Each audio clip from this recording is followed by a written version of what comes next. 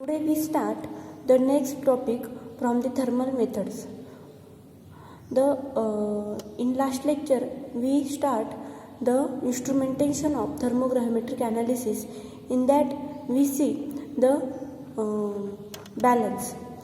Today we start the sample holder, which is the second instrumental part of the thermogravimetric analysis. Sample holders म्हणजे आपण जो हिटिंगसाठी जो sample देतो त्याचं आपल्याला थर्मोग्राव्हिमेट्रिक ॲनालिसिस करायचं आहे, तो आपण त्या सॅम्पल होल्डरमध्ये तिथे आपण ठेवतो फर्नेसमध्ये. The geometry size and material of the sample holder किंवा त्याला क्रुसिबल असंही म्हटलं जातं, have a important effect on the shape of TG curve. त्याची शेप असेल, त्या क्रुसिबलचं साईज असेल, शेप असेल किंवा त्याच्यासाठी जे स्टार्टिंग मटेरियल यूज केलं जातं, material of that sample which affects on the shape of the TG curve. The size and shape of a sample holder depends upon the nature and weight of the sample and the maximum temperature range to be employed. आपण कोणत्या प्रकारचं तिथे sample आपण वापरणार आहे, त्याच्यानंतर त्या सॅम्पलचं weight किती आहे आणि द मॅक्झिमम टेम्परेचर रेंज, जास्तीत जास्त टेम्परेचर रेंजला आपल्याला त्याला हीट करायचं आहे, तर त्याप्रमाणे आपल्याला तिथे सॅम्पल होल्डर तिथे चूज करायचे. The material for the construction of the sample holders are the glass, quartz, alumina, stainless steel, platinum, graphite. These are the some starting material for the sample holders. There are 4 types of sample holders. त्याच्यामध्ये shallow pans, then deep crucible, loosely covered crucibles, and the retort cup. These are the sample holders. Shallow pans, these are generally used for such samples where it becomes necessary to eliminate diffusion as the rate controlling step. Shallow पॅन्समध्ये आपण तिथे सॅम्पलला surface area जास्त भेटणार आहे आणि त्याच्यामुळे त्याचं volatile फ्रॅगमेंटमध्ये त्याचं कन्व्हर्जन होतं. And these samples are easy or free to escape. For example polymers, in that side reactions may occur, and in such cases the sample is arranged in a thin layer so that as soon as the volatile fragments are formed and it is free to escape. This is the shallow pans sample holder. Then the second type of sample holder is a deep crucibles. ज्याच्यामध्ये surface area कमी भेटणार आहे. These are employed in such cases where side reactions or the partial equilibrium is to be desired. In that cases, deep crucibles are used. Then the third type of sample holders are the loosely covered crucible. That is partially त्याच्यामध्ये आपण तिथे lead ठेवणार आहोत. And these are mainly used in the self-generated atmosphere study. And the last sample holder type is the retort cup. And these resembles alchemist retort, and these are useful in a boiling point study. And the retort provide the single plate of reflux essential for a simple boiling point determination. This is all about the sample holders. Then the next instrumental part of the thermogravimetric analysis is the furnace. The furnace is the most important instrumental part of the thermogravimetric analysis. The furnace and the control system should be designed to produce a linear heating rate over the whole working temperature range of the furnace, and the choice of furnace heating element and the type of furnace depends upon the temperature range being studied. वेगवेगळ्या टेम्परेचरसाठी आपण तिथे वेगवेगळे material वापरून तिथे जे furnace तयार केलं जातं, तर ते वेगवेगळे फर्नेस आपण तिथे वापरणार आहोत. जर हायर टेम्परेचरला जर आपल्याला तिथे ॲनालिसिस करायचं असेल तर त्याच्यासाठी वेगळं मटेरियल. देन आपल्याला मीडियम टेम्परेचर रेंजला तिथे ॲनालिसिस करायचं असेल तर त्याच्यासाठी वेगळं मटेरियल. आणि जर आपल्याला लोवेस्ट टेम्परेचर रेंजला ॲनालिसिस करायचं असेल सॅम्पलचं, तर त्याच्यासाठी आपण वेगळं मटेरियलपासून जे फर्नेस बनलेलं असतं ते आपण यूज करू शकतो. For example for 1100 degree Celsius the material of furnace is the Kanthal or the nichrome, and this is in the form of wire or ribbon. If wire is being used, it should be wound coil fashion to accommodate differential thermal expansion of the various component. This is the for 1100 degree Celsius. Then the temperature range between 1100 and 1500 degree Celsius, we should use platinum or any alloy of platinum and the rhodium. This is the temperature range for the 1100 to 1500 degree Celsius. By using a platinum or rhodium alloy having rhodium content of 40%, and this can be used furnace up to 1750 degree Celsius for the highest temperature, and the for temperatures above 750 degree Celsius 1750 degree Celsius पेक्षा जास्त टेम्परेचरला जर आपल्याला analysis करायचं असेल तर त्याच्यासाठी tungsten किंवा molybdenum असेल.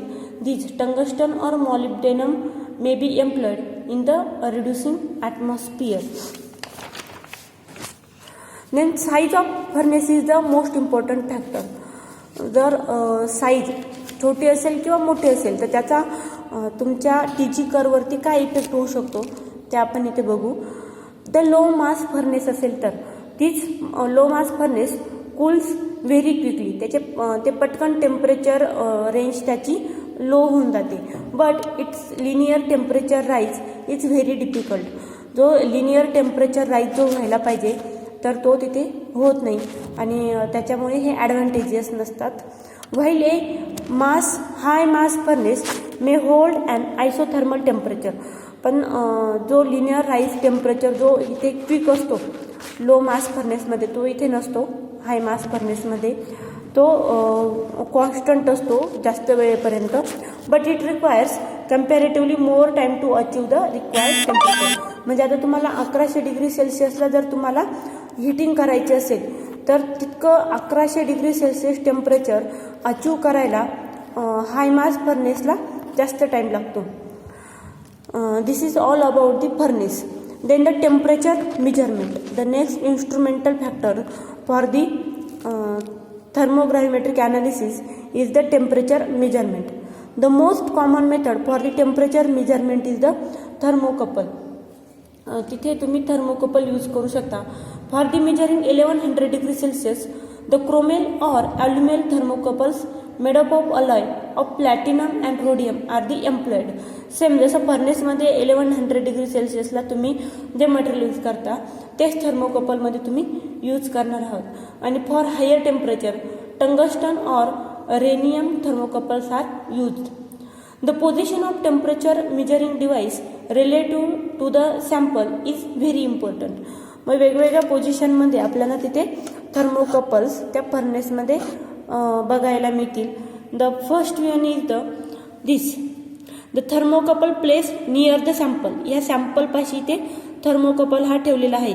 But and it has no contact with the sample container. हे जे सॅम्पल कंटेनर आहे हा थर्मोकपलच्या कॉन्टॅक्टमध्ये नाही. It is near to each other. Then the second position of thermocouple and the sample container. The sample is kept inside the sample holder. हे sample holder आहे याच्यामध्ये सॅम्पल ठेवलेले इथे. त्याच्यानंतर these are in contact with each other. The sample holder and the thermocouple are in contact with each other but not in contact with the sample. Thermocouple हे sample होल्डरच्या कॉन्टॅक्टमध्ये असतं पण सॅम्पलच्या कॉन्टॅक्टमध्ये नसणार आहे इथे. This is the second type. And the third type, the thermocouple is placed either in contact with sample or with the sample container. म्हणजे थर्ड टाईपमध्ये थर्मोकपल हे एकतर सॅम्पलच्या कॉन्टॅक्टमध्ये असेल किंवा एकतर सॅम्पल कंटेनरच्या कॉन्टॅक्टमध्ये असेल. सॅम्पल कंटेनर म्हणजे sample holder. Then the fifth instrumental part of the thermogravimetric analysis is the recorder. The recording system mainly of two types, time-based potentiometric chart recorder and the XY recorder. The advantages of the time-based potentiometric chart recorder is that one can check the heating rate of the furnace for the linearity, and the XY recorders we get curve having the plot of weight directly against the temperature. This is the recorder system for the thermogravimetric analysis. Then the next and last instrumental part for the thermogravimetric analysis is the balance. मार्केटमध्ये वेगवेगळ्या प्रकारचे thermobalance available असतात, but the good thermobalance having the some points. The thermobalance should be capable of recording continuously the weight change of the sample as a function of temperature and time. म्हणजे त्या थर्मोबॅलन्सने वेगवेगळ्या temperature रेंजला आणि टाईमला तिथे weight change जे आहे, weight change जो आहे तो तिथे रेकॉर्ड केला पाहिजे. The furnace of thermobalance should cover a wide range of temperature.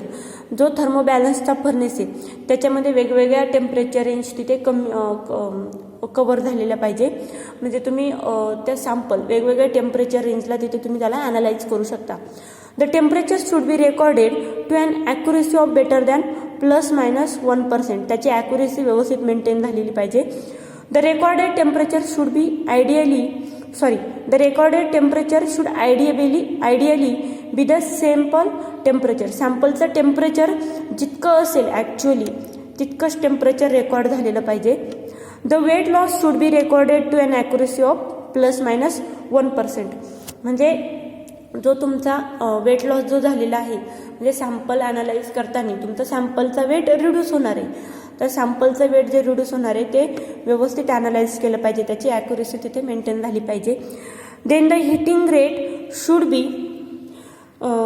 Linear. Heating rate जो असणार आहे तुमचा, जो इन्क्रीज होत जाणार आहे तो कसा पाहिजे तर लिनियर पाहिजे. Radiation and the convection current and the magnetic effect due to the furnace heaters must not affect the weighing system. जे फर्नेस हिटर्समुळे जे रॅडिएशन्स तयार झालेले आहे, कन्व्हेक्शन करंट आणि मॅग्नेटिक इफेक्ट असेल फर्नेस हिटरचा, these are not affects on the weighing system. त्याच्या वेट चेंजवरती त्याचा कुठलाही परिणाम नाही झाला पाहिजे. There should not be any chemical attack of volatile product on the apparatus. तुमचा सॅम्पल ॲनालाइज करताना, सॅम्पलचं थर्मोग्राविमेट्रिक ॲनालिसिस करताना आपण त्याला हीट करणार आहोत, तर हीट करताना त्याच्यामध्ये काही साईड रिॲक्शन्स होतात, तर त्याच्यामध्ये जर काही व्होलाटाईल प्रॉडक्ट फॉर्म झाले तर त्या सॅम्पल थर्मोबॅलन्स किंवा फर्नेसच्या ॲपॅरेटसवरती त्याचा काही एक परिणाम नाही झाला पाहिजे. The crucible should be located within the hot zone. जे सॅम्पल होल्डर असेल, this sample holders should be located within the hot zone. Then the balance has to be protected from the furnace. जो balance weight change किंवा weight loss असेल किंवा weight gain असेल, जे आपण त्या बॅलन्सने मेजर करतो, this balance should be protected from the furnace. These are the some points which are necessary for the good thermobalance. Good thermobalance should having some these point. प्रत्येक थर्मोबॅलन्समध्ये ह्या सगळ्या कॅरेक्टरिस्टिक्स किंवा हे सगळे पॉईंट्स असतीलच असे नाही, but the good thermobalance having more points or more characteristics from that. In the market a large number of balances are available. मार्केटमध्ये nowadays वेगवेगळे थर्मोबॅलन्स अवेलेबल आहे. पण आपण ह्या चॅप्टरमध्ये इथे TG715 स्टॅन्टॉन रेडक्रॉफ्ट TG715 बॅलन्सचा आपण तिथे स्टडी करणार आहोत. कारण वेगवेगळ्या लॅबोरेटरीमध्ये, इंडियाच्या वेगवेगळ्या लॅबोरेटरीमध्ये हाच थर्मोबॅलन्स TG750 बॅलन्स यूज केला जातो. मग त्याचे जे कॅरेक्टरिस्टिक्स पॉईंट्स असतील ते आपण नेक्स्ट लेक्चरमध्ये बघणार आहोत. थँक्यू.